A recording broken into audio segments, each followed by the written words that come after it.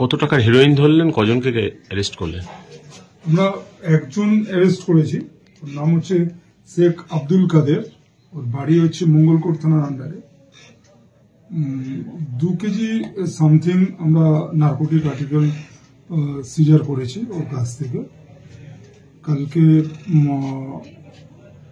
দুপুরের পরে আমরা সোর্স ইনফরমেশনে আমরা এটা ওকে অ্যাপ্রিহেন্ড করি এবং তারপরে প্রসিডিওর কমপ্লিট করে আমরা ওর কাছ থেকে 2 কেজি সামথিং আমরা নার্কোটিক আর্টিকেলস সিজার করি। আনুমানিক বাজার মূল্য কত হতে পারে? নিয়ার অ্যাবাউট 2 কোটি। এর আগে এত বড় মানে রেড কখন হয়েছে যে এত টাকার মাল একসাথে ধরা পড়লো? এতটা সেটা তো দেখে বলতে হবে, রেকর্ড দেখে বলতে হবে।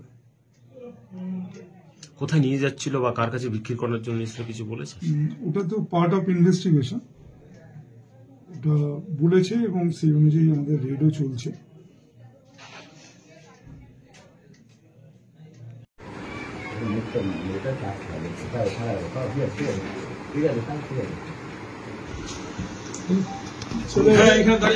তাহলে এইদিকে আমাদের আছে যাবে না।